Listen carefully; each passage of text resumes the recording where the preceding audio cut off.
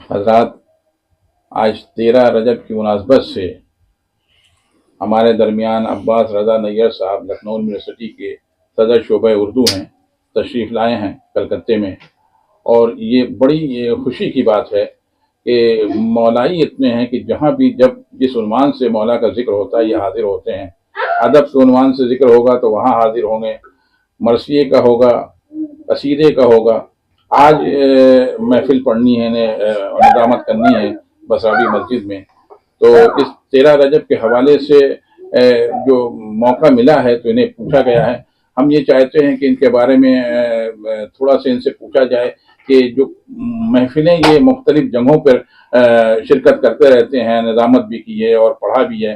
तो कलकत्ते में इससे पहले भी आ चुके हैं या शायद पहली बार आपकी आमद? नहीं, कई बार आ चुके हैं। कई बार। तो आपको कैसा लगता है कि कलकत्ते की सरजमीन इस मकासदे के लिए या इस अहले बैत के जिक्र के लिए दूसरे सरजमीनों से कितना फर्क है? बहुत अच्छा भाई।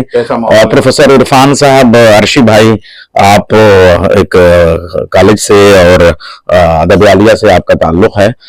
मैं पहले 4 मिसरों से आपके सवाल का जवाब देने की कोशिश करता हूं और तमाम मोमिनीन को, हाजरीन को, नाजरीन को सबसे पहले सलाम अर्ज करता हूं और मुबारकबाद पेश करता हूं जनाब अमीर की खाने काबा में विलादत पे। और ये बहुत बड़ी ईद है हम सब के लिए और अदब के लिए सबसे बड़ा नाम मौला अली का है। मुझे लग रहा है नहजुल बलागा का मुतालिया किए बगैर अदब की फहम किसी को नहीं आ सकती है। जो उसकी जो डिक्शन है, जो उसलूब के हवाले से नहजुल बलागा के मुरादफात और मुतरादिफात और जबान, और लगता है कि आब कौसर और सलसबील और आब जलाल जो है वो मोतियों में पिरोते हुए मौलाए कायनात जिस तरीके से रवानी से जो जबान और बयान पेश करते हैं और उसके पीछे जो इल्म का एक समंदर ठाठे मार रहा होता है, जो एक कुल्ज़ुम है, जो बहर ज़खार है, वो नजर आता है। तो मैं पहले 4 मिसरे पेश करता हूं कि फराजदार पे भी तस्करे हमारे हैं, हमी ने गेस हुए तहजीब भी सवारे हैं, हमी ने इल्म अदब को हयात बख्शी है, ये महफिलें नहीं तहजीब के इदारे हैं। अच्छा, अब जब आपने कलकत्ते की बात की तो यूं तो जहां जहां अली वाला होता है वो 13 रजब के मौके के मुनासबत से, बल्कि पूरा रजब जो है वो जश्न का और महफिलों का दरवाजा खुलता है और शाबान तक वो सिलसिला जारी रहता है। जैसे हमारे 2.25 महीने जो हैं वो याम अज़ा के हैं, वैसे ये जो 2 महीने रजब शाबान है उसमें 1-2 गम के कुछ हैं, शहादतें भी हैं, लेकिन ये मुकम्मल तौर पे जो है वो विलाए अली और विलाए अहले बैत का जो मौसम है वो ये होता है।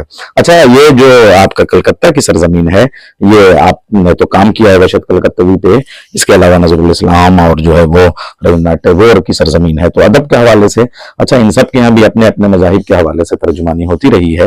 लेकिन वाजिद अली शाहजहां आलम के आने के बाद जो यहाँ ऐसा लगता है कि लखनऊ का एक टुकड़ा जो है वो कलकत्ते में आ गया है, और उसको बाद में भी जो उनके साथ अदीब आए थे, जो दानिश्वर आए थे, जो उनके बाद आते रहे हैं, उनकी मोहब्बत। मसलन आप ये देखे कि आसिफुल्लाह बहादुर ने जो है वो अपना वजीर मालियात और वजीर आजम, नायब वजीर आजम जो है वो बना दिया था झाऊलाल को, और झाऊलाल के सगे भाई थे मुंशी रसवा के बेटे छन्नूलाल दिलगीर, तो उन्होंने वहां तो झाऊलाल की करबला बनवाई, या छन्नूलाल दिलगीर की जो लहद है, अब तो खैर वो सड़क के बीच में आ गई थी, वो मरसिए का इतना बड़ा काम है, तो उनकी भी नस्लें यहाँ तक आ गई थी।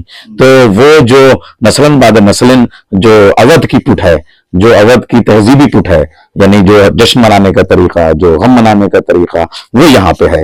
अच्छा, वो मुझे लग रहा है कि रंग, नस्ल, मजहब और मसलक के तमाम इम्तियाज से बुलंद होकर अहले बैत की खुशी में खुश होना और अहले बैत के गम में गमगीन होना, ये कलकत्ते वालों का हिस्सा है। तो मैं यहाँ के मोमिनीन को सलाम अर्ज करता हूँ। ये जो बसरावी मस्जिद है, इसमें सबसे पहले ये जश्न कायम किया था हुज्जतुल इस्लाम वल मुस्लिमीन मौलाना सैयद अतहर अब्बास साहब ने, और ये 35वां दौर है, अब उनके बेटे ही से कर रहे हैं। तो जब मैं बहुत छोटा था तो मुझे याद है पहली बार जफर आजमी साहब की उंगलियां पकड़ के मैं आया था। इतना छोटा था कि अकेले सफर नहीं कर पाता था, तो ये जश्न मैंने तब पढ़ा था, बल्कि निजामत की थी। तो ये सिलसिला अभी तक जारी है। तो नई नस्लें आती रहती हैं, अहले बैत का जिक्र तो होता रहेगा, लेकिन इन नई नस्लों को सलाम है। जैसे आपके बेटे आपकी उस विरासत को आगे बढ़ा रहे हैं, सेलिब्रेट कर रहे हैं, वैसे ये नस्लें भी कर रही हैं। अच्छा, ये एक बड़ा पहलू हो गया। एक पहलू और जो आपने नहीं पूछा वो मैं आपसे भी पूछना चाहूंगा अब, वो ये कि हमारे यहाँ जो मैं काम करता हूँ, यानी निजामत का काम, शुरा के तारुफ का काम, उसके हवाले से सबसे बड़ा नाम कलकत्ते का है, और वो है कलकत्ते से सकलैन हैदर साहब का। तो जाहिर सी बात है, मैं उनके यहाँ बीबीएनआरओ के पास जब बैठता हूँ तो उनकी बातें और उनकी यादें या उनकी जिंदगी में भी जब उनको फालिज हो गया था, हाँ, तो थोड़ा सा याददाश्त तो थी, मगर बोलने में उनको जहमत होती थी। जब यहाँ पे फालिज गिर गया था तो 2 साल वो मुझे अपनी उंगली में, यानी मेरी उंगली थाम के निजामत में जो है वो लेके चल रहे थे, तो मुझे वो दौर भी नसीब हुआ है। तो सकलैन साहब की यादें यहाँ कितनी हैं, ये भी मैं आपसे अब पूछना चाहूंगा, इसलिए कि जवाब मैं बहुत देता रहता हूँ पॉडकास्ट में। अब मैं आपसे सवाल करना चाहता हूँ इरफान भाई, बताइए आप सकलैन साहब के बारे में, क्या क्या चीजें उनकी महफूज हैं यहाँ। निजामत का जो हाँ पल्ला कहा जाए, जो सकलैन साहब के जमाने में भारी था कलकत्ते का, हाँ वो बज़ाहिर तो ऐसा लग रहा था कि एकदम खत्म हो गया, डूम हो गया, कि उसके बाद निजामत का वो दौर नहीं आया, ना कोई ऐसा शायर देखा गया कि जो नाजिम के हैसियत से, और परवेज बलियावी वगैरह ये लोग, लेकिन वो पाएगा जैसे उतने बड़े कैनवस पे नहीं है। इस नई नस्ल में हमने देखा है और से हमने उसको महसूस भी किया है। अकील अब्बास साहब एक है, वो बहुत नौजवान लड़का है। अच्छा, तो वो इस वक्त निजामत की बहुत अच्छी निजामत वो कर रहा है, और उससे उम्मीद है, हमने लिखा भी था फेसबुक पे, कि उससे उम्मीद की जा सकती है कि जबान और बयान के हिसाब से और याददाश्त के हवाले से वो अच्छी निजामत। अच्छा है, बहुत अच्छा। तो ये एक, चलिए, ये खुशाइन बात आपने बताई। हाँ। और भी उधर है वो आपके मटिया बुरुज में है, लेकिन वो मामला नहीं है जो सकलैन साहब के पास था। तो उसकी अगर थोड़ी सी भी झलक मिलेगी आपको, तो वो हमारे अकील अब्बास साहब के यहाँ, उसके यहाँ मिलेगी ये झलक। लेकिन इरफान भाई, मैंने ये देखा कि जैसे हमारे यहाँ यूपी में थोड़ा सा नागुफ्ता बेहालात उर्दू को लेके हो रहे हैं। मैंने देखा ये जो पूरा मुर्शिदाबाद वाला हिस्सा है, या आपके यहाँ, ये उर्दू के एतबार से अभी बहुत, मुझे लग रहा है, मायूस कुन नहीं है। लोग मज़ामीन लिख रहे हैं, किताबें लिख रहे हैं, काम हो रहा है। अच्छा, आपने जो मरसिया के हवाले से काम शुरू किया था, मरसिया खानी के हवाले से, या आप इनामात और एजाज मरसिया खानों को देते थे, उसमें इधर क्या, एक बार तो मैं आपकी उस तकरीब में शामिल हुआ हूँ, तो क्या पेशरफ्त इधर हुई है? और कुछ मामला ये है कि हमारी जो नई नस्ल है वो अजीब और गरीब है। वो कोशिश ये करती है कि नौहे को फॉलो करके नौहे को तर्ज पे धुन पे वो पढ़ना चाहती है। हमने ये कहा कि सोचखानी यहाँ फिर भी कुछ पनप रही है, लेकिन तहतुल लफ्ज मरसिया के सिलसिले में बिल्कुल एक तरह से कहा जाए बहुत बराए नाम है। ये हमारे 2 बेटे हैं, यही कुछ अगर कर पाए तो कर पाए, यही पढ़ रहे हैं, लेकिन बहुत एक तरह से कहिए नाउमीदी है तहतुल लफ्ज। लेकिन वो मरसिया सोचखानी में यहाँ पर, लेकिन मैं चाहता हूँ कि हमारे मंजरनामे में एक किरदार इस पर दाखिल किया जाए, और वो आपके ही सिलसिले में, वो हल्लौर की बड़ी मरदुमखेज सरजमीन है। आप जानते हैं कि हल्लौर अदब का और इल्म का और साइंस का और टेक्नोलॉजी का एक मंबा और मरदुमखेज इलाका और जरखेज इलाका है। तो वहां पे जो है वो अबू ज़र रिजवी साहब, वो आपके यहाँ है तो यूएस की एक कंपनी में, लेकिन वो जिस तरीके से जाकरी कर रहे हैं और जो मरसिया खानी कर रहे हैं, और मुझे लग रहा है उनको भी हम शामिल करें। और मुझे याद आ रहा है कि एक बार आप इनको एक एजाज से जो है नवाजा जा चुका है। हाँ। तो मैं चाहता हूँ ये इधर आए, मेरी तरफ आए और बताएं कि मरसिया खानी में जो है वो, हाँ। तो मरसिया खानी में और खास तरीके से देखिए, मुझे ऐसा लग रहा है इरफान साहब कि मरसिया कहने में जितनी मेहनत है, एक मरसिये को मिंबर पे पेश करने में उससे कम मेहनत नहीं है। इसलिए कि लफ्ज के अंदर जो दाखिली माना होते हैं वो मरसिया खान अपने चेहरे के तासुरात से पेश करता है। और यहाँ पे ये ड्रामा नहीं है कि आप कैरेक्टर बन के आए और किसी को पेश करें। यहाँ करबला इसकी इजाजत नहीं देती, मगर ये कि आपके जहन को अपने तरफ से हटा के करबला में पहुंचा दे। देखिए, जब हम स्टेज में होते हैं तो स्टेज पे एक्टर हावी हो जाता है, लेकिन यहाँ आपको हावी भी नहीं होना है और करबला तक पहुंचा के फिर वापस भी आ जाना है। ये कोई मामूली काम नहीं मरसिया खानी का। बहुत टफ है। लेकिन सवाल ये है कि हमारे यहाँ तो माशाल्लाह ऐसा मिजाज बना हुआ है कि हम बैठे हुए आदी हैं कि हम मरसिया को जो है वो पढ़ते हैं तो उसी शिद्दत के साथ महसूस करते हैं। जहाँ पर तारीफ करने की, मदह की बात है, तो वहाँ मिदहत का वो जो पहलू है वो भी दिखाते हैं, और जहाँ मसाइब के हों उसको मसाइब को भी उसी तरह अदा करते हैं, चाहे वो बाहर के हों चाहे यहाँ के हों, कलकत्ते के भी। तो ये चीज़ तो है शऊर। लेकिन हम ये कह रहे हैं कि आपके सिलसिले में ये पहले क्या पूछेंगे कि आपने जो मरसिया, फिर जदीद मरसिया, ये सबका तो जिक्र हुआ है, लेकिन आपने जो जलालपुर के उन्वान से और उसको जलालपुर और करबला के उनवार से जो मरसिए का फॉर्म में लिखा है, ये आपके दिमाग में कहा, ये तो अच्छा, हाँ, बहुत अच्छी बात। तारीफ जो है मरसिए की, हाँ, उससे हाँ, आपने इनहराफ किया है जी, जी, और इसको जलालपुर को ले आया है। एक तरह से कोई अजीब नई चीज लगी। हाँ, तो बहुत अच्छा ये आपने उसको मरसिए का नाम दिया। हाँ, हाँ, ये मरसिया है। सौदा ने शहर अशोक जैसे था, शहर अशोक कसीदा हाँ, लिखा हाँ, था। हाँ। तो हम यही पूछना चाह रहे हैं कि क्या आपने ट्रेंड बदला है कि क्यों मरसिया इसको लिखा है? अच्छा, अब आपने शहर अशोक की बड़ी अजीब गरीब बात की। देखिए, मुझे ऐसा लग रहा है फिरदौसी का शाहनामा असल में शहर अशोक होना चाहिए था, और बाद में जब फिरदौसी के मकासद पूरे नहीं हुए तो शहर अशोक ही वो कहलाएगा। लेकिन उस वक्त ईरान उजड़ रहा था और वो शाहनामा लिख रहे थे, हमारा लखनऊ आबाद हो रहा था, और मीरानीस मरसिया लिख रहे थे, मिर्जा कबीर मरसिया लिख रहे थे। तो मीरानीस ने दो बंद जो हैं वो कैसा मजलिस का एहतमाम इसी शहर पर है, खत्म है ना, ये दो बंद कहे। वहीं से मुझको ये जवाब मिला। मैं 1976 में जलालपुर में पैदा हुआ, 1985 में मैं लखनऊ आ गया, तो मेरी तरबियत लखनऊ ने की। मगर एक 8 वर्ष का बच्चा जब आता है तो मैंने वो जो सदाए इस्तिगासा का फलसफा था, उसके जरिए दुनिया में जहां जहां फर्ज है कि इमाम हुसैन के इस्तिगासे पे हलमिन पे वो सदा जो है वो बुलंद की जाए और जो है वो लब्बैक या हुसैन के नारे बुलंद हों, तो उसमें मैंने ये महसूस किया कि हमारे पास जो करबला आई है वो ठीक है, वो रगों में खून के तौर पे हमारे यहाँ दौड़ रही है, लेकिन माहौल होता है वो उस तहजीब के जरिए से। देखिए, करबला का सबसे बड़ा फायदा ये है कि हमारे साथ मजहब के साथ तहजीब भी बहुत बड़ी है, और जब तक मजहब तहजीब के साथ नहीं चलता जिंदा नहीं रखेगा। इसी तहजीब को जब आप अज़ाई तहजीब में लाते हैं तो मैं अर्ज करूंगा कि हमारा मजहब इसलिए भी जिंदा रहेगा कि हमारे पास आजादारी है। दुनिया के दीगर मजाहिब के पास आजादारी जैसी तहजीब नहीं है। तो वो सन 84 में जो आशूर मैंने अपने वतन जलालपुर में किया, और वो जो एक गुर्बत के दौर का जो जिसमें चारपाइयां उलट दी जाती थी, नंगे पैर करबला की तरफ जाते थे, सबीलें होती थी, उसकी यादें मुझे इतनी शदीद थी कि गोया उसी से मैं मारिफत। तो मैं 61 हिजरी से यहां तक नहीं आया, बल्कि 1984 से 61 हिजरी तक गया हूं इस मरसिया में, और 172 बंद का ये मरसिया है। तो 72 बंद में मैंने जलालपुर की आजादारी पेश की है, और 100 बंद में शब आशूर तक मैं गया हूं, ये मैंने किया है। अच्छा, अब जाहिर सी बात है, अब आप कहेंगे कि जदीद मरसिये में जो अज्जाए तरकीबी वो मैंने पूरे किए, लेकिन थोड़ा सा जो हमारे असातिज़ा थे वो आशूर की तस्वीर को जो नैरेटोलॉजी है, बयानिया है, उसके जरिए से पेश करते थे। लेकिन इस मरसिये में मैंने मारूजी तस्वीर बना, यानी इमेजरी, यानी कि वो एक एहसासात के जरिए से शब आशूर की तस्वीर बन रही है। जैसे के बेरदाई का ख्याल, सुबह के अंदेशे और असीरी का जो कैफियत होगी, तो वो और वो मुसैयब का जो सरपट दौड़ता हुआ घोड़ा करबला पहुंच पाएगा कि नहीं पहुंच पाएगा, तो ये अंदेशों की तस्वीर मैंने बनाई है। हाँ, तो ये थोड़ा सा लहजे के एतबार से, उसलूब के एतबार से आपको डिफरेंट लगेगा। वही तो हमने देखा कि ये मरसिया आपने लिखा, तो उस पर हमने पूछा कि अच्छा, उसमें कुछ सनतें ऐसी भी मैंने रखी हैं जो अब तक नहीं इस्तेमाल हुई थी, जो जिसकी तरफ अभी अबूजर साहब ने इशारा किया। मसलन काफिया कहते हैं हम वजन अल्फाज को, मैंने हम वजन के साथ हम अदद की भी रियायत रखी। अच्छा, मसलन हजरत हुर के ऊपर अगर मैं कह रहा हूं तो हुर के 208 बंद होते हैं, मसलन 208 नंबर होते हैं, तो मैं एक बंद आपके सामने पेश भी कर दूं, तो उसमें हर काफिये में जो अदद आएगा वो 208 आएंगे। ये भी मैंने जो है वो काम किया है।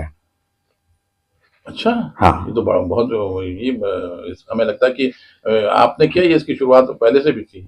अब कहीं रही हो तो मैं नहीं कह सकता। मसलन एक तो ये देखिए, चेहरे में जो मैंने ये भी है, जब मैं गुरेज करता हूं तो नई सदी है तो है मरसिये के रंग नए, नया कलाम है अज्जा नए हैं ढंग नए, नए नए हैं जो दरिया तो जल तरंग नए, सर उसको करने हैं यानी महाज जंग नए, है मरसिये का तकाजा सदाए दहर भी हो, तो क्या बुरा है जो चेहरे में कोई शहर भी हो। मसलन चेहरे में कमर जलालवी ने चिराग को चेहरा बना लिया, मसलन, है ना, तो चेहरे आए हैं तो मैंने एक शहर को चेहरा बना लिया, और वो भी आजादारी के तनाजुर में बना लिया। मुझे लग रहा है ऐसी कोशिश तो हर शहर पे अब होनी चाहिए कि मसलन कलकत्ता और करबला और कलकत्ते की आजादारी उसमें बीच में आ जाए चेहरे के तौर पे, और उसके बाद मरसिये पे आ जाए, तो ये दिलचस्प चीज होगी। और मुझे लग रहा है बाज लोगों ने इसकी पैरवी शुरू कर दी, बहुत से लोगों ने कहना शुरू किया है। तो अब ये मैं अर्ज कर रहा हूँ, देखिए, इसको सनतुल आदात का नाम मैंने दिया है। चमन जुहैर का हुर की बहार मेरा वतन, फसील इल्म अमल की जदार मेरा वतन, अज़ा में रोता है जब जार जार मेरा वतन, तो बांटता है दुरे आबदार मेरा वतन, घटा बनी हुई सरवर के गम की चादर है, यजीदियत की घुटन इस चमन से बाहर है। तो अब हुर के 208 हैं, तो बहार की अदद 208, जदार की अदद 208, जार की अदद 208, दार की अदद आबदार की अदद 208, चादर की अदद 208, बाहर की अदद 208। तो हम अदद कवाफी मैंने इस्तेमाल किए हैं। हमें नहीं लगता कि कोई इससे पहले किसी ने इस्तेमाल। अब आप मरसिए के तो खुद ही बड़े नकाब हैं।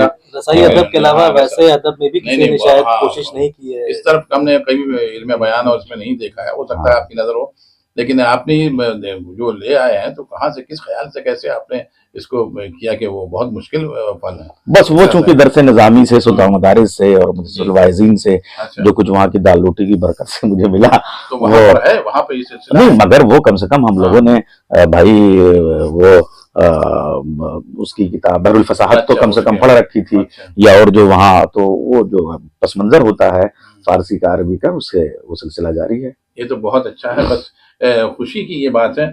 अब इसी के हवाले से क्योंकि महफिल का मौसम है, तो हम ये चाहते हैं कि आपसे ये पूछा जाए कि वो जो कसीदे का फॉर्म है, बयानिया और ये वो, ये हमारे यहाँ सौदा को देखिए और दूसरे लोगों को देखिए, सबने कसीदे को उसी फॉर्म में लिखा है। जी जी। लेकिन अभी जो कसीदा लिखा जा रहा है, जो नई नस्ल लिख रही है, तो उसमें वो बात नहीं, एक का दुक्का को छोड़ के सारे लोग जो हैं वो मदहिया से जो है सिर्फ मनकबत कर रहे हैं, सिर्फ मनकबत कर रहे हैं, तो उसे कसीदा कहा जाए? नहीं, वो मनकबत ही कहलाएगी। जैसे मरसिया अज्जाए तरकीबी का मतकाजी है। जदीद मरसियों में चलिए चेहरे में आपने बदल दिया कि भाई आपने बहार के बजाय शहर को ले लिया, मगर कोई चेहरा होना तो चाहिए, वाक़े का तसलसल होना तो चाहिए, रुखसात और आमाद और जंग ये चीजें तो होनी चाहिए ना, वरना मरसिया कैसे बनेगा। इसी तरीके से कसीदे के जो अज्जाए तरकीबी हैं, तशबीब है और गुरेज है और मदहा है, और उसके बाद में ममदू के औसाफ हैं, या दुश्मन के लिए हजू है, और उसके बाद में दुआ है और मक्ता है और तुसने तलब है, जब ये चीजें नहीं होंगी तो वो कसीदा नहीं कहलाएगा। और जैसे मैं आपसे गुजारिश करूंगा, और आपके यहाँ चूंकि तंजीमी सलाहियतें भी और इवेंट को मैनेज करने की भी सलाहियतें हैं, जैसे आप तहरीक चला रहे हैं कि मरसिए के फन को जिंदा रखा जाए, उसी तरीके से कसीदे के फन पे भी, इसलिए कि बहरहाल जो अदब आलिया है, ठीक है वक्त की जरूरत है, महफिल में लोगों के पास टाइम कम है, तो वो अपना 10 शेरों की मनक़बत में 20 शेरों की, 15 शेरों की, 12 शेरों की, 8 शेरों की पढ़ लेते हैं, लेकिन कसीदा बहरहाल कसीदा है अज़ाए तरकीबी के साथ। और मैंने तो बहुत सारे कसीदे कहे हैं, और क्या मसलन अगर मुनासिबतें, मसलन मेरा इमाम हुसैन के लिए कसीदा है 72 शेरों का है, मगर उसमें मैंने चूंकि इनकार इतना बड़ा इनकार और कहीं हो ही नहीं सकता बैरत का, तो जबान के फलसफे पे मेरा पूरा चेहरा है। अच्छा। हाँ, वो मसलन उसका चेहरे का मैं मतलब सुनाता हूँ। वो मर्द है जो कौल पे अपने डटा रहे, वादा अगर करे तो ख्याल वफा रहे। और ये एहतियात रखते हैं सादिक जबान लोग, आईने के लिए आईना रहे, यानी एक जबान जो है वो इतनी शफाफ होनी चाहिए और इतनी सच्चाई होनी चाहिए। या आबिद बीमार के लिए अगर मेरा कसीदा है, तो उसमें चेहरे में जो है हम दुआ का चेहरा रखते हैं। मासूम कुम पे मेरा कसीदा है, तो उसमें मैंने उलमाए कुम को अपने चेहरे में रखा है। तो ये चीजें, या चादर बीबी जहरा का शहजादी जन्नत का मेरा कसीदा है, तो उसमें चादर मैंने चेहरा रखा है। तो ये मैं करता हूँ। हाँ, मैं फॉलो भी कर रहा हूँ। आप ये तस्लीम करते हैं कि कसीदा जो है वो अब इस दौर में बहुत थोड़े से लोग कसीदे के उस फॉर्म को फॉलो कर रहे हैं, ज्यादातर मनकबत ही लिख रहे हैं। असल में लोग अब उस मेहनत के आदी नहीं रह गए। उसका सबब यह है कि सामईन नहीं, तो ठीक है सामईन नहीं मिल पा रहे हैं, तो आप उसके लिए इंतखाब करके आप 10-12 शेर मदह वाले पढ़ दीजिए और ना पढ़िए, मगर किताब भी तो कोई चीज है, मुतालिया भी तो कोई चीज है। कभी आपके जो है वो सोशल मीडिया पे भी ये किताबें आएंगी, तो बहुत सारी किताबें हैं जो, ये मसलन नस्र का भी बहुत सारा अदब है जो डाइस पे नहीं पढ़ा जाता, मगर अदब तो अदब रहता है। तो अदब आलिया जो है वो किताबी शक्ल में महफूज हो जाएगा। आप उसके लिए मुंतखब कर लीजिए कि साहब डाइस पे इतना जाके हम पढ़ेंगे, मगर कसीदे के अज़ाए तरकीबी बाकी रहने चाहिए। तो ये बहुत अच्छा अच्छी माहौल में गुफ्तगू हुई, और इंशाअल्लाह जो है फिर सिलसिला इसको रहेगा, क्योंकि निकल रहे हैं महफिल के लिए, इंशाअल्लाह फिर रास्ते में गुफ्तगू होगी। शुक्रिया। हाँ नैयर साहब, ये बताइए, तो फिर सिलसिला शुरू हो गया महफिल की तरफ। हाँ। मंदिर की तरफ जहाँ पर महफिल मुनाकिद जी, होती जी। है मस्जिद। जी जी। तो आप ये बताइए कि हमेशा तो आप आए हैं, मैक्सिमम आपका क़याम रहा है प्रॉपर कलकत्ते में, और आप आज इस दफ़े जो आए हैं ये आप थोड़ा सा आउटर में हमारे अबूजर साहब के यहाँ रहे हैं। जी जी जी। तो आपको कैसा लगा कि वो दोनों कलकत्ते में फर्क क्या? देखिए, वो जो कलकत्ता आपका है, जहां आप रहते हैं, वहां ट्राम है, वहां फुटपाथ पे जो है वो किताबों के ढेर लगे हुए हैं, वहां जो है वो चाय की छोटी छोटी प्यालियों पे आलमी सतह पे जो है वो बड़े बड़े जो फलसफों की बहसें होती हैं, वहाँ जो एक बांग्ला लिटरेचर का एक मंजरनामा है, और छोटी छोटी गलियां हैं, और वहाँ एक बड़े से बड़े रईस से लेके जो है वो छोटे से छोटा आम आदमी जो है वो किस तरीके से जिंदगी गुजार सकता है, वो कलकत्ता का पुराना मंजरनामा है। और ये जो है, ये जाहिर सी बात है, अब ये सिस्टम से बसाया गया है, यहाँ पे सड़कें कुशादा हैं, यहाँ ग्रीनरी है, ये पूरा एक नया कलकत्ता है। और अच्छा यह है कि इसमें अपने लोग इस तरफ बहुत तेजी से आए हैं, तो मुझे लग रहा है कि हमारी कौम जो है वो जिस तरीके से इस्टेब्लिश कर रही है, वो मुझे खुशाइन बात लगी और अच्छा लगा। और खास तरीके से अबूजर रिजवी साहब के यहाँ जो हमारा सारा दिन है वो बहुत अच्छा गुजरा, और इनका एक तो इल्मी ज़ौक़, और दूसरे ये जो सब्जा, और ये जो तो पुराना शहर, जो पुरानापन है, जैसे पुराना लखनऊ और नया लखनऊ, पुराना दिल्ली और नया दिल्ली, उसी तरीके से ये पुराना कलकत्ता और नया कलकत्ता। लेकिन जो लोग पुराने कलकत्ते के रसिया हैं, और पुराने कलकत्ते में जिनका जैसे बसरामी मस्जिद में जो चलेंगे तो वहाँ गाड़ी की पार्किंग का एक मसला, मगर वो जो पुरानी तारीखें और तहजीबें वहाँ से वाबस्ता हैं, वो उनका एक अलग मंजरनामा है और अलग मिजाज है।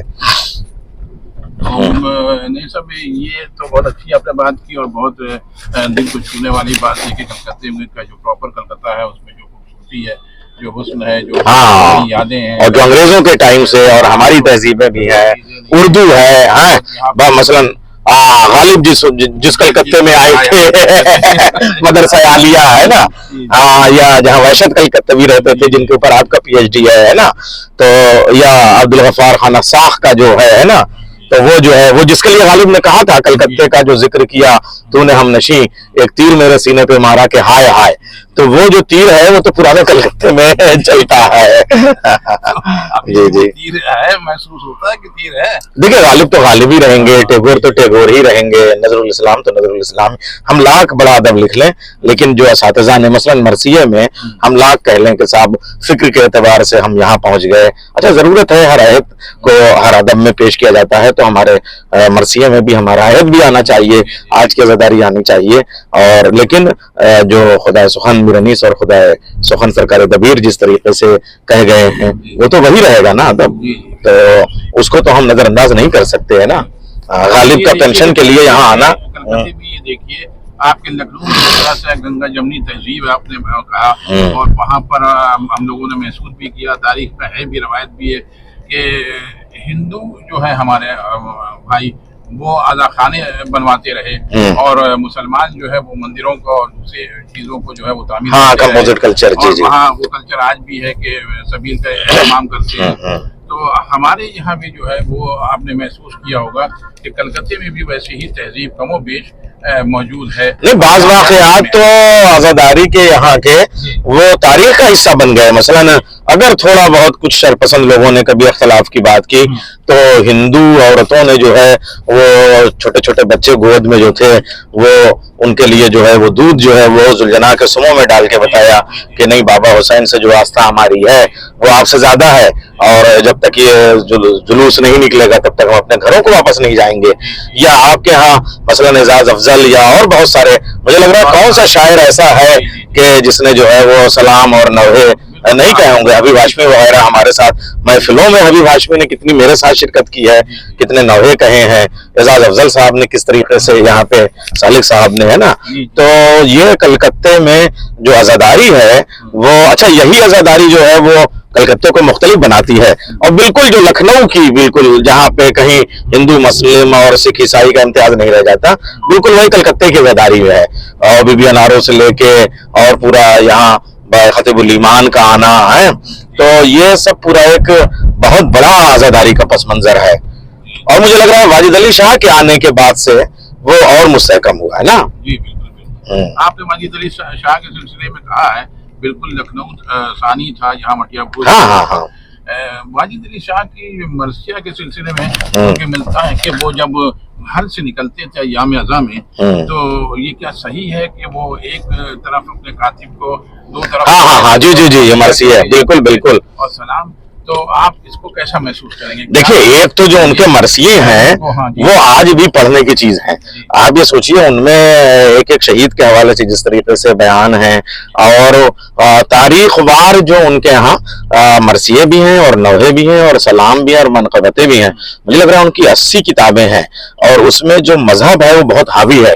और खास तरीके से लखनऊ में आज भी जो नौहे पढ़े जाते हैं, आलम में शब ज़रबत, ऐ मोमिनो आई है, या इस तरीके के नौहे, वो वाजिद अली शाह के कलाम के बगैर तो वहाँ की ज़दारी मुकम्मल नहीं होती है। और यहाँ भी वो सारे नौहे पढ़े जाते होंगे। तो हैरत की बात है कि एक शख्स जिसके ऊपर इतने इल्जामात तारीख में लगाए गए और अंग्रेजों ने तारीख में लगाए, लेकिन उसने जो है वो कोई अपने अकीदे से समझौता नहीं किया, और मरसिये कहे और सलाम कहे और उसकी किताबें, और उसका भाई एक बादशाह होने के नाते जो है वो उसने तहजीब को फरोग देने के लिए हर मजहब के लिए काम किया, वो अपनी जगह, लेकिन जो अपने अकीदे के लिए उसने काम किया, ये मरसिये के लिए, सलाम के लिए, वो हमारे सर का ताज है।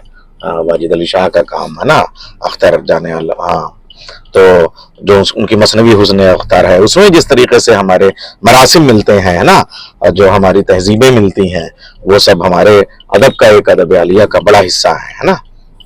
अबूज़र साहब, आपसे पूछना था कि आपने तो लखनऊ में काफ़ी अरसा गुजारा है, फिर भी, और यहाँ कलकत्ते में, तो दोनों में ये फ़र्क क्या, आज़ादारी में या खुलूस में या जो भी कहिए रसूमात में, आपको कैसा लगता है कि कलकत्ते में क्या वही अंदाज है या कुछ थोड़ा सा आपको मुख्तलिफ लगता है, या यहाँ की आज़ादारी कैसी लगती है आपको? जी देखिए, उससे पहले हम ये अर्ज करना चाहेंगे कि हिंदुस्तान के और भी मकामात पे मौका मिला मुलाजमत की वजह से जाने का। मसलन दिल्ली काफ़ी वक्त तक रहे, कॉलेज वहीं से हुआ। अच्छा। उसके बाद हैदराबाद में मुलाजमत हुई हमारी, और उसके अलावा फिर बॉम्बे भी जाने का शरफ हासिल हुआ कई मरतबा आज़ादारी के सिलसिले में। कलकत्ते में, चाहे कलकत्ते का मुगलई खाना जिसे हम कहते हैं, कलकत्ते की उर्दू है, कलकत्ते की आज़ादारी है, लखनऊ से सबसे करीब मैंने पाया। मसलन हैदराबाद की जो आज़ादारी है, या जो हमारे मगरबी यूपी की आज़ादारी है, दिल्ली की है, वो अवध की आज़ादारी से काफी थोड़ा सा मुख्तलिफ है। हाँ, वो बिल्कुल आपने सही कहा। हाँ हाँ, जो कुतुबशाही तहजीब है, अलाव है वहाँ, हाँ हाँ हाँ, वो अलग है। कलकत्ते की काफी करीब है। हाँ, लखनऊ से काफी करीब है, क्योंकि अशरे उला जो यहाँ पे जिस तरह से लखनऊ में होता है, अब क़िबला अर्ज करेंगे, फरमाएंगे कि काफी करीब नजफ से है हमारी आज़ादारी। जो हमारे मरासिम है वो नजफ से करीब, नजफ और इराक से और करबला से। बाकी जगहों की आज़ादारी मसलन हैदराबाद की है आप देखें, या मसलन पंजाब के इलाके की देखें, या हत्ता हमारे आबाई वतन हल्लौर के भी आप देखें, तो वो ईरान से ज्यादा करीब है।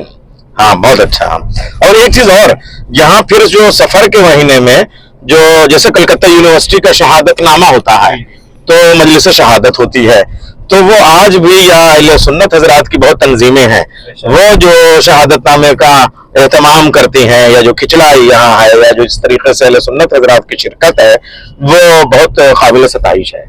इस पे हमने भी आप जैसे फरमाया, हम जब पहली मरतबा यहाँ पे आए तो जुलूस अज़ा में उमूमन स्याह लिबास में हम लोग जाते हैं। जहाँ कुछ गाँव में, यूपी में ये कल्चर है कि सब्ज लिबास में भी लोग जाते हैं, खासतौर सादात सब लिबास पहनते हैं, और कफन जो पहनते हैं वो सब्ज होता है। यहाँ पे हमने देखा कि लोग सफेद लिबास पहने, बहुत से लोग अज़ादारी कर रहे थे, मातम कर रहे थे। आप बता नहीं सकते कि हमें लगा भाई यहाँ का कुछ खास तहजीब है, या कोई ऐसा कुछ अज़ादारी का कुछ रुकन है जिसके लिए सफेद लिबास पहनते हैं। मसलन करबला में खमाजानी होती है तो सफेद लिबास पहन के लोग करते हैं। मुझे बाद में मालूम चला कि वो हमारे सूफी भाई बहन, और उनका तरीका अज़ा सेम वैसे ही जैसे हमारा है, लेकिन उनका लिबास सफेद है। उसकी वजह मुझे समझ में आती है कि हिंदुस्तान में बर्रे सगीर में गम का लिबास सफेद है, और अरब में, हत्ता अगर आप देखें पश्तूनख्वा वगैरह के इलाके में या कश्मीर में, स्याह है। तो हम लोग क्योंकि आज़ादारी हमारी अजदाद जो है ईरान से या तो यहाँ का रीजनल इन्फ्लुएंस है, तो हम स्याह में, मसलन बेवगी का जो है वो सफेद चादर है, हमारे सफेदी है। तो इसलिए वो चीज हमने देखी कि वो लोग अभी भी जो बर्रे सगीर का ट्रेडिशन है गम के लिबास का, वो उस पे कायम होता है। हाँ बिल्कुल। हम लोग बिल्कुल। क्योंकि हमारे यहाँ देखिए बहुत सी चीजें जो कल्चर थी अरब की या जहाँ की, क्योंकि अगर वो अहले बैत ने अपना ली तो फिर हमारे लिए वो दीन हो गया। बिल्कुल बिल्कुल बिल्कुल। तो ये मुझे फर्क लगा और बहुत ही अच्छी चीज लगी और नई चीज मेरे लिए थी। नहीं, ये तो बात सही है। मरसी के सिलसिले में आपने महसूस किया होगा कि हमने जद्दोजहद की है और ये सिलसिला चल रहा अभी तक, तो वो आपको क्या लगता है कि तहतुल लफ्ज़ में मरसिया न पढ़ने की क्या वजह है? आप माशाल्लाह आपने बताया कि हम पढ़ते हो, लखनऊ में आपने पढ़ा भी है और यहाँ फिर आपने पढ़ा, तो ये तहतुल लफ्ज़ में क्यों? हालांकि मरसिया सोज़खानी में जैसे कहिए लोग मरसिया पढ़ रहे हैं और बाज़ औक़ात तो वो मनकबती भी पढ़ देते हैं, लेकिन फिर भी सोज़खानी में सिलसिला होना शुरू है। लेकिन ये तहतुल लफ्ज़ में न पढ़ने की क्या वजह है? मुझे क्या ज़बान की वजह से है या कुछ लोगों के तवज्जो? हालांकि उसमें भी तो बड़े स्कोप हैं, उसे भी अगर सही से पढ़ा जाए और उसी अंदाज से तो लुत्फ़ मिलेगा। सबसे बड़ी चीज जो मुझे लगी वो तहजीब का फर्क है। मरसिया खानी खुद में एक मुकम्मल तहजीब है। मजलिस अज़ा फर्श अज़ा में तहजीब जाहिर से बात है, लेकिन उसमें कोई इम्तियाज नहीं होता। बैठने का तरीका इतना ज्यादा सख्ती से उसमें जो है बुजुर्ग हमारे उसमें सख्ती नहीं करते। लेकिन मरसिया खानी ये है कि मरसिया पढ़ने का भी एक अंदाज है और मरसिया सुनने का उससे बेहतर अंदाज है। नहीं, आप बिल्कुल भी एक तरह से आपको रोक रहे हैं। आपने जो वो मरसिया का जो मुकाबला हुआ था उसमें आपने भेजा भी था और फिर बाद में आपको बुलाया गया तो आपने पढ़ा भी था, तो आपने वो लिबास को भी फॉलो अप किया था, तो वो लिबास भी आप अंगरखा जो है वो आप पहन के आए थे, तो क्या ये माने आता है कि इसकी की जरूरत है या सिर्फ कुर्ते पैजामे में भी मरसिया पढ़ा जा सकता है? ये हम पूछ रहे हैं आपसे। पढ़ा तो जा सकता है किसी भी लिबास में, लेकिन लिबास की मजबूरी के तहत लोग नहीं पढ़ रहे हैं। ये तो हम नहीं कहेंगे लिबास की मजबूरी के तहत पढ़े, लेकिन एक तहजीब होती है। देखिए मरसिया खानी जाहिर सी बात है हमारा दीन आज़ादारी है, लेकिन साथ ही साथ हमारी तहजीब भी है। और ये बहुत हम इस चीज को कदर नहीं करते कि बहुत सी कौमें हैं उनके यहाँ मजहब अलग है, कल्चर अलग है। हाँ, और हमारे यहाँ मजहबी कल्चर है और कल्चर मजहबी हमारा कल्चर है। इसमें थोड़ा सा इरफान भाई, मैं चूंकि बुनियादी तौर पे मैं जाकिर भी हूँ और शायरी का भी थोड़ा मौला ने जो है वो शरफ अता किया है, तो मैं दोनों बातें, एक तो इनकी जो तहजीब वाली है और हमारे साथ फैज अब्बास मशहदी साहब क़िबला, ये आलिम दीन है और फ़लसफ़े पे और ख़ास तरीके से इरफानियात पे इनका बड़ा कारनामा है, तो मैं इनकी मौजूदगी से इस्तेफादा करते हुए ये बात कहना चाहूँगा कि ये जो मरसिये की जो तहजीब है, एक तो रखना चाहिए उसे, इसलिए कि नशिस्त बर्खास्त का सलीका, दोनों पाँव मिंबर पे न बहुत दूर हों बल्कि मिले हुए हों, ताकि ऐसा ना हो कि जो है वो आपकी टांगें फैली हुई हों, उस पर सियाह कपड़ा पड़ा हुआ हो, अंगरखा। यही तहजीब है जो हमको दूसरी तहजीबों से मुमताज करती है और वो मरसिया खानी से मिलती है। लेकिन जो बात आपने कही कि मरसिये से मरसिया खानी की दूरी जो है, वो लोग मरसिया क्यों नहीं पढ़ रहे हैं, उसका एक सबब मुझे वैसे जाकिर समझ में आ रहा है। वो ये कि चूंकि जब तोहफ़ा नाशरिया हमारे खिलाफ लिखी गई और मुहद्दिस देहलवी ने ये किताब लिखी, तो उसका एक तो जो है वो जवाब बहुत से लोगों ने दिया और खास तरीके से मिर्जा हादी रुस्वा ने 22 जिल्दों में जो है वो उसका जवाब लिखा, जो शायद नहीं हो सका किसी सबब से, मगर वाइजिन लाइब्रेरी में मैंने देखा था। अच्छा खैर, अब उसका अमली तौर पे नई नस्ल को तैयार करते हुए जो जवाब तैयार होना था, वो खिताबत के जरिए से जनरेशन को तैयार करना था। तो सुब्की हसन साहब क़िबला, नादरतुज़्ज़मान अल्लामा इब्न हसन नौनहरवी साहब, इन लोगों ने मिलकर इस जाकरी को फरोग दिया। अच्छा, वो जाकरी आज इतनी रिलेवेंट हो गई कि मसलन कल का कोई बर्निंग इशू है, उसके ऊपर आज हमारा जाकिर बात कर रहा है। देखिए, जाकरी जो है वो आपका तारीखी पस मंजर, कुरान करीम पे आपकी निगाह, अहादीस पे आपकी नजर, ये सब अपनी जगह, मगर जो कंटेम्पररी रिलेवेंसी जाकरी की है, मसलन फिलिस्तीन में जो हो रहा है, खरादर में जो हो रहा है, पारा चनार में जो हो रहा है, तो मजलूमों की हिमायत में, जालिमों के खिलाफ एहतजाज, ये जो मिंबर से है, तो उसमें हमारे यहाँ तख्लीकी अमल कम हो रहा है। बुनियादी चीज है तख्लीक। तो जो हमारे मरसिये लिखे भी गए वो 200 साल पहले के, मसलन खुदाए सुखन मीरनीस और सरकार तदबीर खुदाए सुखन, इन दोनों के मरसिये बहुत अहम है। लेकिन उस जमाने में बच्चों की तशवीक के लिए जो मोहम्मद अलैहिस्सलाम की रिवायतें हैं, अलम हासिल करना, वो उस जमाने का तकाजा था। और आज जो है वो हम जो है वो इंफॉर्मेशन और टेक्नोलॉजी के जमाने में है, तो आज की जबान या ये कि तब का अदब आलिया और रोजमर्रा जो है वो वही था। तो अब लोग थोड़ा सा दुश्वारी महसूस कर रहे हैं, तो वो अनीस और दबीर की अजमत कभी नहीं कम होगी, लेकिन हर अदब अपने अहद की तख्लीक कर, जैसे आज हम जो लिख रहे हैं वो आज के जमाने के जो मसाइल हैं वो भी आने चाहिए, जो जदीद मरसिये में हो रहा है, लेकिन उतनी तादाद से हो नहीं पा रहा है। तो वो न पढ़ने वाले को वो उसको तसल्ली हो पा रही है, न सुनने वाले को हो रही है। अगर हम आज की जबान और आज के मसाइल के तहत और छोटे छोटे 40-40 बंद के मरसिया लिखना शुरू करें तो एक मरसिया आ जाएगा। मसलन ये मरसिया पढ़ते हैं, इनसे पूछिए कितनी दुश्वारी होती होगी। एक चीज मैं आपस में ये बातें हो रही हैं, अर्ज कर रहा हूं कि कभी कभी चौथे इमाम की मजलिस है, 24-25 मुहर्रम की मजलिस हो रही है और उसमें हज़रत कासिम का मरसिया पढ़ा जा रहा है, इसलिए कि सिवाय नसीम अमरोही वाले मरसिये के और कोई नया पुराना मरसिया आप देखिए, मैं अर्ज करूं आपके सामने, वो खुदा सुभान अनीस और दबीर का जमाना था। उस जमाने में आशूर तक की करबला 12 मुहर्रम तक होती थी, तो ज्यादातर जब मजालिस मुनाकिद होंगी वही होंगी, तो वो सारी करबला 12 मुहर्रम तक की ही वो ज्यादा बयान होती थी। कुछ मसाइब के सिर्फ बंद है, मसाइब के हैं, मसलन हजरत शीरी हैं, हजरत हिंदा है, या हजरत उम्मे हबीबा हैं, या जिंदान है, बीबी सकीना की शहादत ये है, लेकिन उससे फजाइल के पहलू पैदा करके मौला सज्जाद, शहजादी ज़ैनब, बीबी सकीना के ऊपर फजाइल के बंद हों और उसके बाद मसाइब हों, ऐसा तब तक नहीं हुआ था।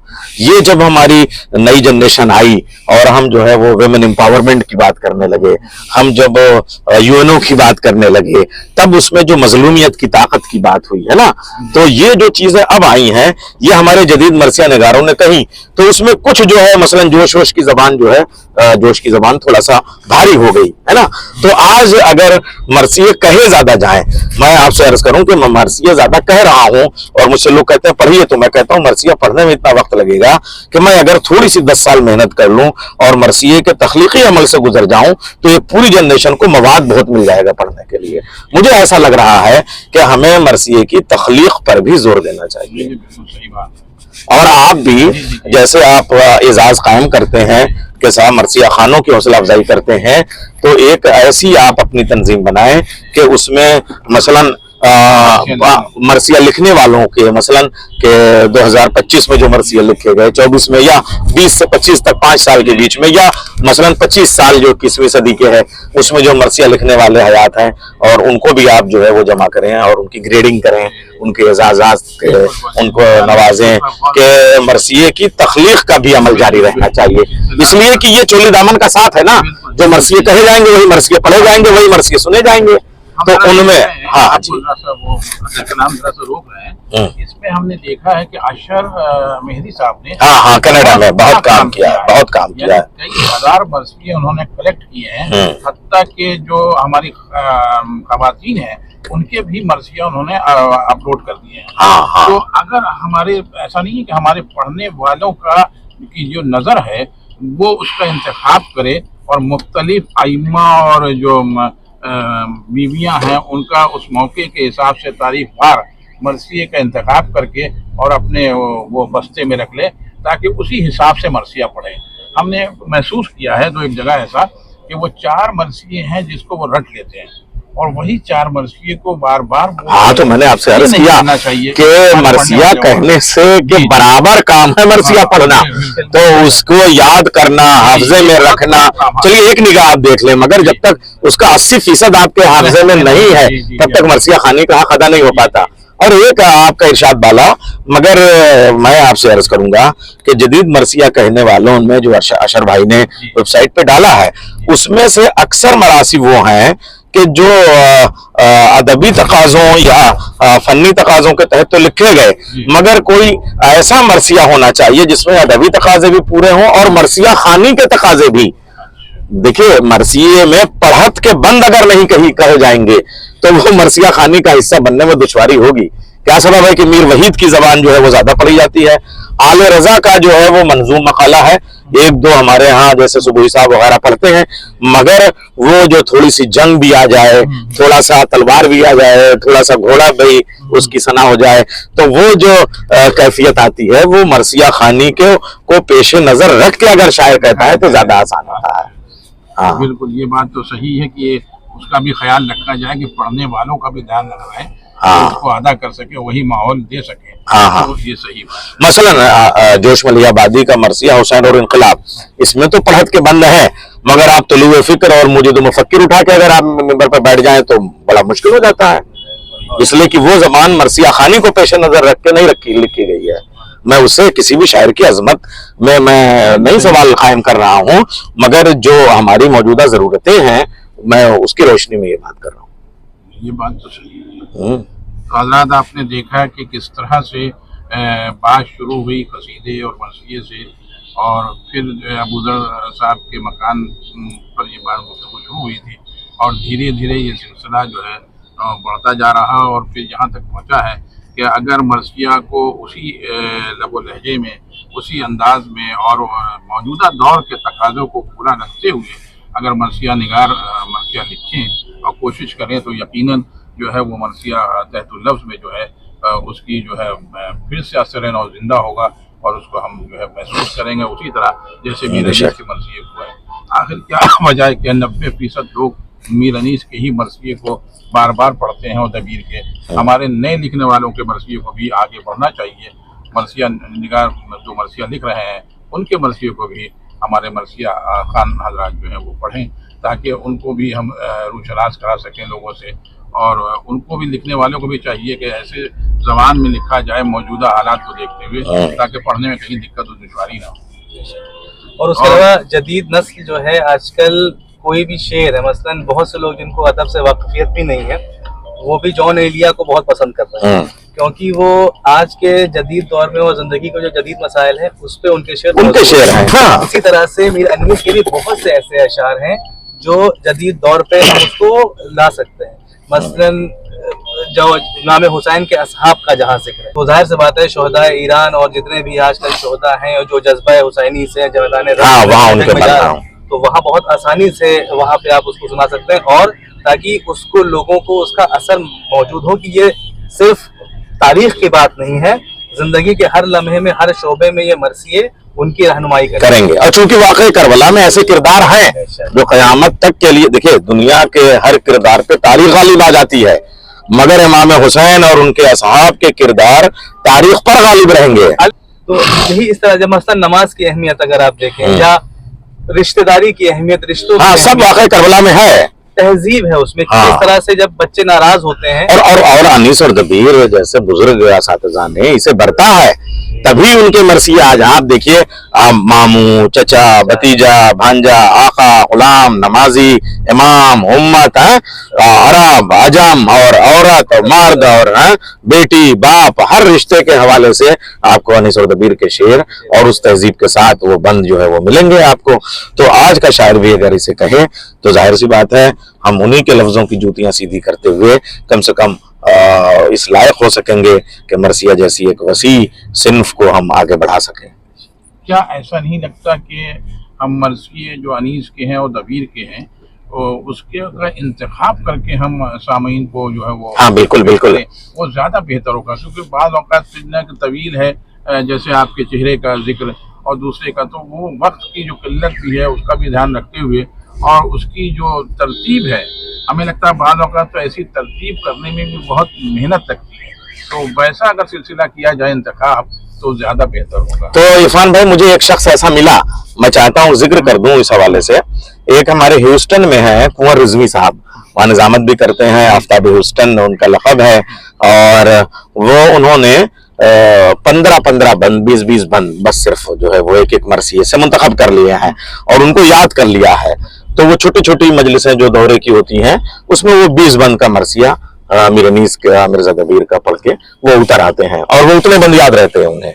ये अच्छा है, वो ऐसे ज़बानी याद रहते हैं। तो नहीं उन्होंने, अब वो जाहिर सी बात है वहाँ जब मुतहम्मिल नहीं है लोग, तो मरसिये की ये खूबी तो है कि साहब उसके अज्जाए तरकीबी से मुसलसल होने चाहिए, लेकिन अगर आप ना पढ़ने से बेहतर तो है कि 20 बंद से ही पढ़ लें, इसलिए कि उससे एक तशवीक होगी, फिर वो नई नस्ल जाए सोचेगी कि ये पूरा मरसिया पढ़ा जाए, तो वहां तक हम रग़बत तो होगी, तो वो 20-20 बंद का वो मरसिया पढ़ लेते हैं। वो जाहिर सी बात है सब मरसियों से निकालना तो मुहाल होगा, मगर बाद मरसियों से निकाला जा सकता है।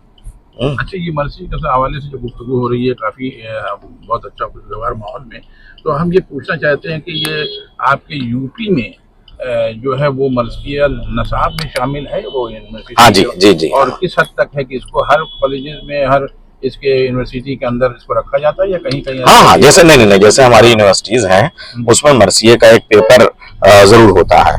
तो उसमें जो है वो जाहिर सी बात है चंद जो नुमायां हैं, मसलन जब क़दर की मसाफत शब आफ्ताब में ये जो है मीर साहब का मरसिया, या पैदा शुआए मेहर की मखराज जब हुई ये हज़रत दबीर का मरसिया है ना, तो ये सब जो है वो मरसिए के निसाब में शामिल हैं। बल्कि बाज़ जैसे इलाहाबाद यूनिवर्सिटी है उसमें जमील मजहरी तक के मरसिए भी शामिल किए गए हैं। मैंने लखनऊ यूनिवर्सिटी में जो है वो नौहे का भी एक पेपर बनाया है और सलाम का भी बनाया है, ताकि नई नस्ल जो है जो मरसिए की जो ज़ैली असनाफ हैं उनसे भी आशना हो सके। अच्छा, ये जो एक सवाल उठता है कि मरसिया रसाई अदब के हवाले से, तो ये सलाम में और आपके नौहे में या मनक़बत में क्या फ़र्क है? हाँ देखिए, ऐसा है, ये सब मरसिए से ही निकली हैं। और आप जो आज ये सोचते होंगे कि जदीद मरसिए में जो बैन का हिस्सा कम हो गया है, असल में जब अनीस के यहाँ मरसिया होता था तो वो मरसिए में ही सब हो जाता था, इतना वक्त होता था। अब उसके बाद अंजुमनें भी आती हैं, वो नौहे पढ़ती हैं, तो वो बैन का हिस्सा जो है वो मरसिए के ही बैन का हिस्सा नौहे में अब आ गया, इस्टेब्लिश हो गया। पहले नौहे और मरसिए को, यानी जो दक्कन के मरसिए हैं वो नौहे ही कहे जाएंगे, लेकिन आज नौहा अपने आप में एक अलग सिन्फ है। इसी तरीके से फजाइल का एक हिस्सा मनक़बत में भी जो है वो आ गया है। तो ये चीजें असनाफ में अब जरूरी है कि थोड़ा बाइफरकेट करके उनकी तारीफ का तयन किया जाए कि नौहे की अक़साम क्या है, नौहे की तारीफ क्या है, नौहे कितने तरह के होते हैं। मैंने कोशिश की है, ये सब किया है, और 1000 नौहे कहे हैं, 500-500 करके मैंने जो है वो कंपोज भी करा लिए हैं किताबी शक्ल में, वो सब आ रहे हैं, ताकि ये चीजें जो है, या मनक़बतों में भी जो है वो एक अलग मनक़बत की सिन्फ बाज़ाब्ता आ चुकी है। तो अब मरसिए के साथ साथ इन असनाफ पर भी जब काम होगा तब बहुत तस्वीर वाज़ेह हो जाएगी, है ना। या सलाम है, अब सलाम में देखिए गजल की तरह से जैसे 2 मिसरों में एक सब्जेक्ट मुकम्मल होता है, और फिर अगला शेर जो है वो आपने हज़रत अली अकबर पे कहा, और दूसरा शेर हज़रत अली असगर पे हो गया, और फिर मौला अब्बास पे एक शेर हो गया। और मरसिए में जो तसलसल के साथ एक जो महाकाव्य का अंदाज होता है, जो एपिक का, जो एक रज़मिया का अंदाज होता है, वो होता है, तो वो एक बड़ी सिन्फ है। लेकिन सलाम में अब जब वक्त कम है लोगों के पास, तो 12 शेरों में 12 अंदाज की बातें अगर आ जाती हैं तो वो भी जो है वो एक तस्कीन अदब के ज़ौक़ की या अक़ीदे की उससे हासिल होती है। तो मरसिया अपनी जगह है और सलाम अपनी जगह है। हाँ, लेकिन इससे ये नहीं होता कि हम सलाम कहने लगे तो मरसिए को छोड़ दें। वो मरसिए का जो एक तवील बयानिया है वो भी होना चाहिए, और सलाम में जो इजाज़ व इख्तिसार की कैफियत है उसकी अपनी जगह अहमियत है, वो भी होनी चाहिए। नहीं है कि किसी जगह हमने सुना था कि सलाम के लिए लोग ये शर्त रख रहे हैं कि उसमें लफ्ज़ सलामी का इस्तेमाल हो, मुजरई का इस्तेमाल हो। नहीं, कहाँ तक? नहीं, शुरू में उसको पहचान बनाने के लिए अनीस और दबीर ने सलामी, मुजरई वगैरह रखा, लेकिन आज ये जरूरी नहीं है। ये उसकी जो दाखिली कैफियत होती हैं वो तय करेंगे। 2 मिसरों की शर्त अब हो गई है कि उसमें जो है वो सलाम जो है, जब आप सलामी की बात कर रहे हैं 4-4 मिसरों में भी सलामी वाले कहे जाते थे, लेकिन आज वो मुरब्बा कहे जाएंगे, सलाम नहीं कहे जाएंगे। आज गजल के अंदाज के 2 मिसरे हों और बिल्कुल वही मतला और मख्ता और बीच के अशार जैसे होते हैं, लेकिन जो है वो सलाम के मजमून अलग अलग हों, है ना। हाँ, उसमें थोड़ा सा एक तबका वो है जो सलाम में सिर्फ जो है वो करबला के मजमून को ही, यानी करबला से जोड़ के, यानी मौला अली पे भी कोई शेर हो तो करबला आ जाए, लेकिन ऐसा नहीं है। खुदाए सुखन अनीस और खुदाए सुखन दबीर ने भी जो है जो मरसिए के हैं उसमें 2-3 शेर पूरे मौला अली के बीच में और शहजादी ज़हरा के आ गए हैं। इसलिए मैं इसका कायल हूँ कि अगर बीच में जो है वो बुजुर्गान खानदान रसालत का भी जिक्र आ जाता है और फिर उसके बाद में हम करबला की तरफ आ जाते हैं, इसमें कोई मुज़ाक़ा नहीं है। मेरे सलामों की किताब तशनगी जो है वो शाया हो चुकी है, और उसमें एक सलाम 22-22, 24-24, 25-25 बंद, 30-30 बंद के हैं, शेरों के हैं।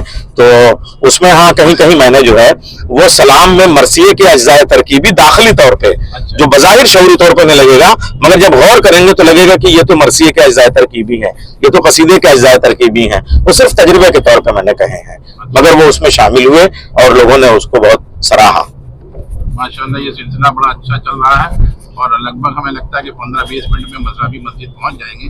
लेकिन इससे पहले हम चाहेंगे कि चूँकि ये महफिलों का दौर है और महफिलें चारों तरफ मुनक़िद हो रही हैं 13 रजब से लेके, और आज गालिबन 4-5 रोज़ हो चुका है, तो ऐसे में हम चाहेंगे आपसे कोई मनक़बत हो, प्यारी सी कोई जो है वो आप सुनाएं मौला अली के शान। हाँ हाँ ठीक है, बहुत अच्छी बात है। मैं आपको एक दो मनक़बत के चर्चा पर शेर पेश करता हूँ। ये कम नहीं अली की फजीलत के वास्ते, ये कम नहीं अली की फजीलत के वास्ते, घर दे दिया खुदा ने विलादत के वास्ते, घर दे दिया खुदा ने विलादत के वास्ते। और नादे अली पढ़ाइए बच्चों को रात दिन, नादे अली पढ़ाइए बच्चों को रात दिन, नुस्खा बता रहा हूँ ज़हानत के वास्ते, नुस्खा बता रहा हूँ ज़हानत के वास्ते। और शेर पेश कर रहा हूँ, मिल जाएगा लुटी हुई आंखों को एतबार। देखिए अमाल पे आपका काम है और मज़ामीन है, तो उन्होंने कहा था, सुना है मैंने नजफ में भी सूरत सीना कोई मकाम है गश खा के गिरने वालों का। ये शेर पेश कर रहा हूं मैं कि मिल जाएगा लुटी हुई आंखों को एतबार, मूसा चलो नजफ की जियारत के वास्ते, मिल जाएगा लुटी हुई आंखों को एतबार, मूसा चलो नजफ की जियारत के वास्ते। चांदी सखावतों की अली बांटते रहे, चांदी सखावतों की अली बांटते रहे, सोना बचा लिया शबे हिजरत के वास्ते, शबे हिजरत के वास्ते। चांदी सखावतों की, हाँ चांदी सखावतों की अली, हमारा आया था चांदी क्यों सोना क्यों। हाँ चांदी सखावतों की अली बांटते रहे, सोना बचा लिया शबे हिजरत के वास्ते, सोना बचा लिया शबे हिजरत के वास्ते। नैयर अली के नाम की किरणों के से भीख मांग, नैयर अली के नाम की किरणों से भीख मांग, सूरज के पास क्या है तेरी छत के वास्ते। अच्छा ये मेरी बचपन की मनक़बत है। एक मनक़बत से और चंद शेर पेश करता हूँ। ये जो मोहम्मद इब्न अब्दो ने जो है वो नहजुल बलागा पे जो काम किया था और एक पूरा मुकदमा कायम किया था लसानी पस मंजर में, उसको मैंने मंजूम करने की कोशिश की एक मनक़बत में, वो मैं पेश कर रहा हूँ। सरे मिंबर अलल-ऐलान अली बोलते हैं, सरे मिंबर अलल-ऐलान अली बोलते हैं, इसलिए चुप है ये कुरान, अली बोलते हैं। सरे मिंबर अलल-ऐलान अली बोलते हैं, इसलिए चुप है ये कुरान, अली बोलते हैं। और ये कसीदों की दुकान बंद करो अहले अकाज, ये कसीदों की दुकान बंद करो अहले अकाज, ताक पे रख दो ये दीवान, अली बोलते हैं, ताक पे रख दो ये दीवान, अली बोलते हैं। और आज कौनैन के मंशूर लिखे जाएंगे, आज कौनैन के मंशूर लिखे जाएंगे, मुंशियों लाओ कलमदान, अली बोलते हैं, मुंशियों लाओ कलमदान, अली बोलते हैं। और वरना अल्फाज थे कंगाल मफाहिम गरीब, वरना अल्फाज थे कंगाल मफाहिम गरीब, आज सब हो गए धनवान, अली बोलते हैं। और कुल्ज़ुमे सौतो सुखन मार रहा है ठाठे, कुल्ज़ुमे सौतो सुखन मार रहा है ठाठे। और है कहाँ क्या बूजर और सलमान, इस तरह से कुछ था, अली बोलते हैं। और लबे असगर पे है हल्के से तबस्सुम की लकीर, लबे असगर पे है हल्की सी तबस्सुम की लकीर, और मख्तल है परेशान, अली और मख्तल है परेशान, लबे असगर पे है हल्की सी तबस्सुम की लकीर, और मख्तल है परेशान, अली बोलते हैं। कैद में करते हैं सज्जाद फुफी से बातें, कैद में करते हैं सज्जाद फुफी से बातें, और समझता है ये जिंदान, अली बोलते हैं। और खुतबे हजरते ज़ैनब ने क़यामत कर दी, खुतबे हजरते ज़ैनब ने क़यामत कर दी, फिर हुआ कूफे में ऐलान, अली बोलते हैं, फिर हुआ कूफे में ऐलान, अली बोलते हैं। मक्ते का शेर के वजन करने के लिए नहज बलागा नैयर, वजन करने के लिए नहज बलागा नैयर, लाओ कुरान की मीज़ान, अली।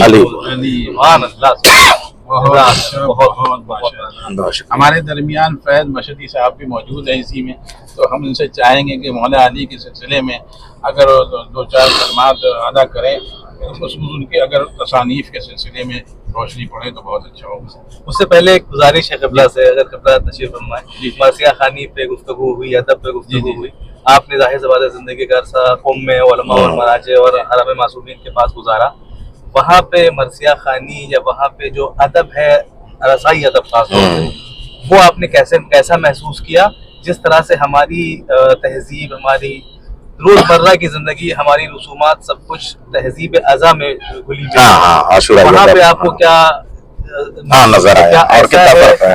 अलग है, फर्क है, से ज्यादा है, उस पर अगर आप रोशनी डाल सकें। अस्सलाम वालेकुम वरहमतुल्लाह। माशाल्लाह बहुत देर से मुस्तफ़ीज़ हो रहा था मोहम्मद से बस रज़ा नैयर साहब वो मोहताज नहीं है किसी पहचान के। दुनिया इस वक्त बिलखुसूस उर्दू दुनिया उनको पहचानती है, जानती है। जो खदमात हैं आपके आज पूरे दिन में माशाल्लाह आपका साथ रहा, बहुत सी ऐसी चीज़ें जो उनकी छुपी हुई हैं तो शायद कोई नहीं जानता सिवाय उनके ख़ास दोस्तों के, आज वो भी मेरे ऊपर आश्कार हुई। फ़लसफ़े से आपका ताल्लुक़, उसके बाद अदबियात, बहरहाल पूरी दुनिया जानती है उनके बारे में, इरफानियात, और उसके बाद फ़लसफ़े मुतअद्दिद किस्म के, यानी जो वेस्टर्न फ़लसफ़े कहलाते हैं, जो इस्लामी फ़लसफ़े कहलाते हैं, उन पर बेहतरीन नज़र है।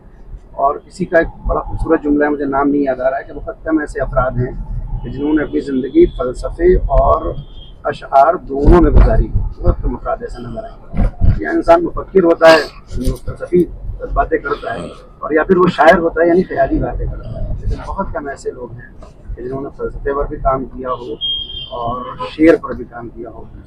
जनाब का जो शेरी जो खदमात हैं वो सब हम जानते हैं, लेकिन आपकी बहुत सी छुपी हुई बातें हैं जो इंशाअल्लाह करीब आश्कार होंगी। बहुत सी बातें मैंने सीखी हैं आज।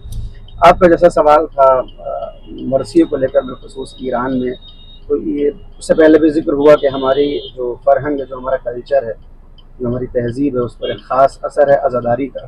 तो ईरान भी उससे अछूता नहीं है, बल्कि मैं ये समझता हूँ कि ईरान में आज़ादारी का असर उस वक्त समझ में आता है कि जब आप वहाँ बैठ कर मजालिस करते हैं। हमारे हिंदुस्तान में जो खिताबत की एक तारीख़ रही है, आप अभी जिक्र कर रहे थे अब्बास साहब, यहाँ के पहले वो मरसिया होता था, फिर वो बाकायदा तौर पर नस्र की सूरत में आने लगा।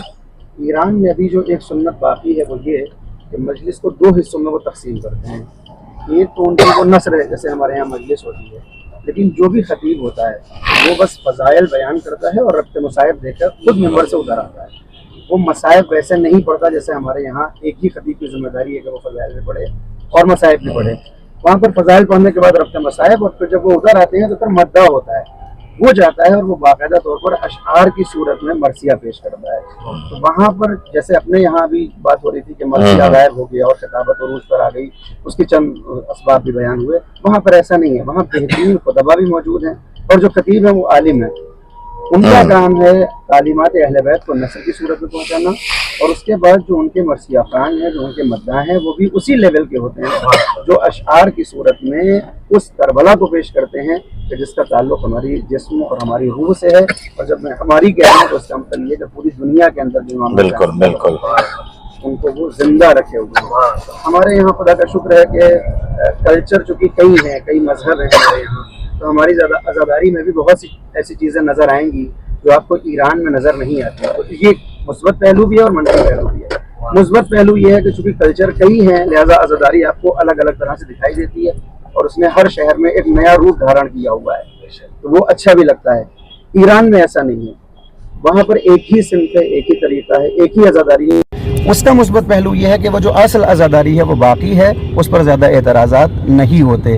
हमारे यहाँ बाज़ औक़ात जब इस्लाह की बात आती है तो इस पर एतराज़ हो जाते हैं। मैं अभी कोई न किसी की तरफदारी कर रहा हूँ, न किसी को मैं यानी डनाई कर रहा हूँ, सब अपनी जगह पर महफूज है। तो हर चीज़ का एक मुस्बत पहलू होता है, एक मनफी पहलू होता है। अगर हम इस चीज़ को समझें कि इमाम हुसैन की आज़ादारी को बचाना है, अब उसके मुस्बत पहलुओं को ले लिया जाए और मनफी पहलू को धीरे धीरे दूर करने की कोशिश की जाए, तो मैं समझता हूँ ये ज़्यादा बेहतर होगा। बकिया मरसिया के लिए माशाल्लाह यहाँ उदबा मौजूद हैं और मरसिया ख़ान, और मैंने जैसा जिक्र किया मैं बहुत आज इम्प्रेस हुआ हूँ शख्सियत से अब्बास रज़ा नैयर साहब की।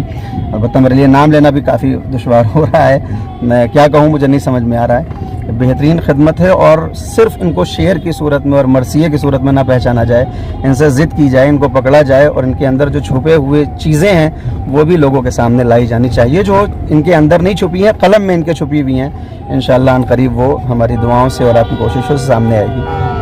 इरफान साहब ने जो गुजारिश की थी, जी हमने जो आपसे पूछी थी वो बात, जी हज़रत अली अलैहिस्सलाम के सिलसिले में उनके सिलसिले में दो चार कलमात अगर आप करें और बिल्कुल बिलखुसूस तसानीफ के हवाले से महजुल बलागा हज़रत अली अलैहिस्सलाम के। हाँ, एक हमारी जो तारीख़ तशय्यो में जो एक बहरान है वो ये है कि चूँकि हुकूमतें जो इस्लाम के नाम पर जिन्होंने हुकूमतें की हैं वो मुस्तकिल दुश्मन रही हैं आसार अहले बैत की, लिहाजा हमारा जो असल असासा था वो आज कुछ भी हमारे पास नहीं। कोई ऐसी किताब हम दावे के साथ नहीं कह सकते हैं कि किसी मासूम ने अपने हाथों से लिखी हो और हम तक पहुंची। इसका मतलब ये नहीं है कि उन्होंने जमा नहीं किया या उन्होंने लिखा नहीं। हुआ ये कि सन 400 में तकरीबन जब शेख तूसी अलैहिर्रहमा बगदाद में थे और शियत का मरकज़ बगदाद था, उस वक्त सारे आसार वहाँ मौजूद थे, हमारे अइम्मा के हाथों के नुस्खे। लेकिन हुकूमत ने जिस वक्त अहले बैत की दुश्मनी में उनके किताब खाने को बर्बाद किया तो तारीख़ बगदाद में ये मिलता है कि वहाँ की किताबों को जब दरियाए दजला में डाला गया तो महीनों महीनों वहाँ का पानी सियाह और आबी रंग यानी नीला नज़र आया।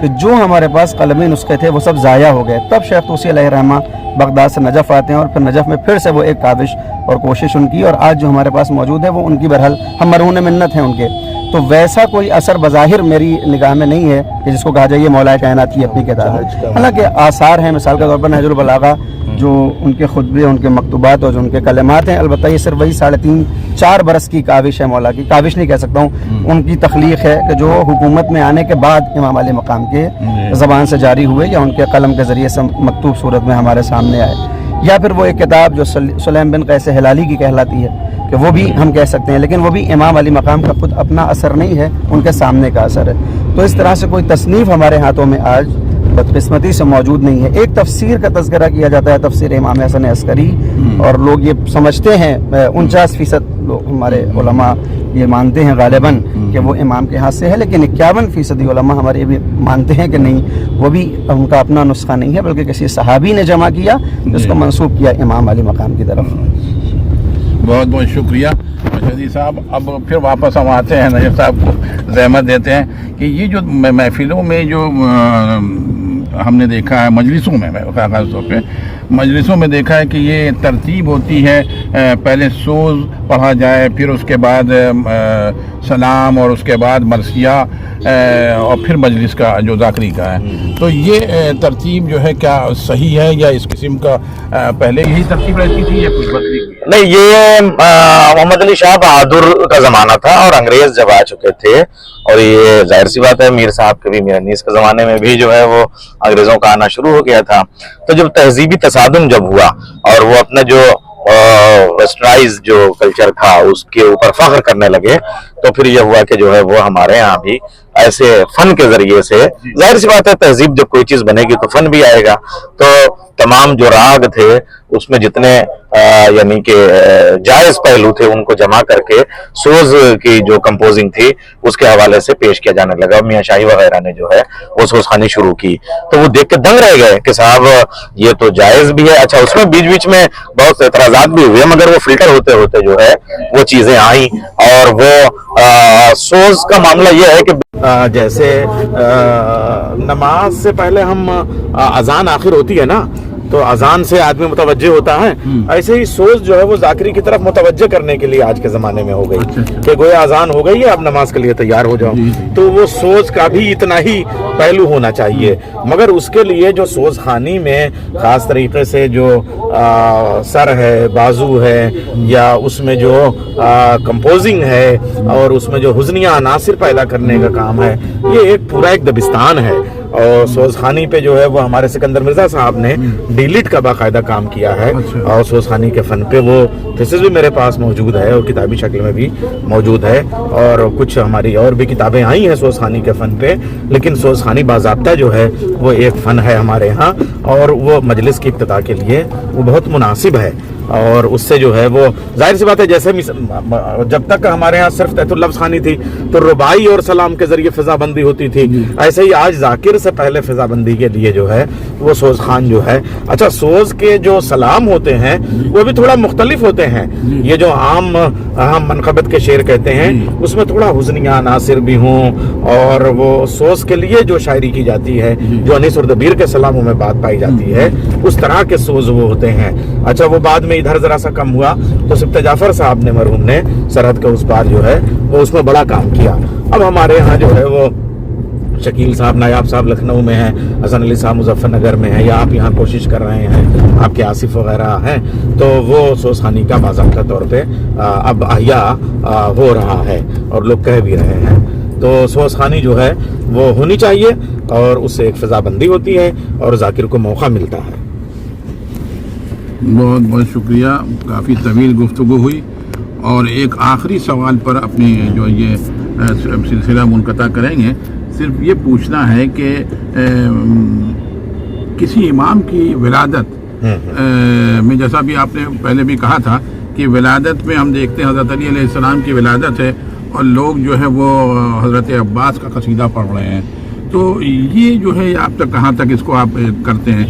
क्या ऐसा नहीं रखना चाहिए बेहतर कि जिसकी विलादत है उसी की मुनासबत से जो पूरा कसीदा जो है शायद? मैंने इस सिलसिले में कोशिश की थी और क़तात के कुछ मजमूए शाया भी किए थे, जैसे दुर्र नजफ़ और चराग़ रहरा, तो उसमें शोरा से बाकायदा कहलवाए भी थे और ये होना चाहिए। और फिर मैंने 2004 में जो मेरे मनाक़िब का मजमूआ आया था दरिया 14 लहरों का, वो 14 मासूमीन के हवाले से मैंने अलग अलग मनक़बतें कही थी।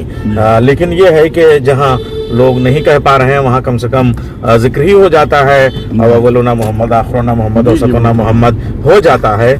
लेकिन हमें चाहिए कि जिस अच्छा ये अब ये भी है कि साहब जो हिट कलाम है आदमी उसी पे ख़त्म कर देता है, मगर मैं तो यहाँ तक का कायल हूँ कि मसलन अभी जैसे आज है ये विलादत की महफिल है 13 रजब, तो इसमें मौला अली के खाने काबा से मुताल्लिक़ जो फ़ज़ाइल हैं वो ज़्यादा बयान किए जाए, गदीर में खुम वाला वो बयान किया जाए, है ना, या फतेह खैबर की महफिल है तो उसमें खैबर का बयान हो। कम से कम उस एक तारीख के तकाजे ये होते हैं कि हमारी जो नई जनरेशन है वो उससे आशना हो सके। तो हर चंद के साहब ज़िक्र अहले बैत हर एतबार से सवाब है तो उसमें कुछ आ भी जाए, लेकिन हमें जो है वो मखसूस मदह का और मौजू का ख्याल रखना चाहिए। जिस इमाम की विलादत की महफिल है उस इमाम के, अच्छा खाली यही नहीं बल्कि यहाँ तक भी कि अगर मद्दाह और शायर जो है वो उनकी मदह में शेर कहें, मसलन 5वें इमाम की विलादत है तो 5वें इमाम की मदह में शेर भी हों, और जो एक जाकिर हो वो उनके ही ज़िक्र को यानी उनके वाक़यात को या उनके कुछ अक़वाल, उनकी अहादीस मुबारक है ना, उनको पेश करे ताकि हम जो है वो अपने तमाम इमामों से जो है वो थोड़ा सा इरफान का जो रिश्ता है वो कायम हो सके। बहुत बहुत शुक्रिया नैयर साहब, लखनऊ से आए और बिल्कुल वहाँ की फ़िज़ा को यहाँ भी कायम रखा है और सुबह से आज जो है मुसलसल इसी महफिल और मजलिस इसी सिलसिले में गुफ्तगू कर रहे हैं, मुख्तलिफ़ अंदाज से जो है लोगों को मुतासिर कर रहे हैं। जो इनके ख़ास चाहने वाले हैं वो एक हल्का बना करके इनसे लुत्फ़अंदोज़ हो रहे हैं, महजूज़ हो रहे हैं। और हम चाहेंगे कि नैयर साहब का ये सिलसिला कलकत्ते से हमेशा कायम रहे और इन महफ़िलों में और मजलिसों में वो कलकत्ते आएँ और अपने ख़यालात से यहाँ के सामीन को, यहाँ के लोगों को खुश करें और महसूस करें। शुक्रिया।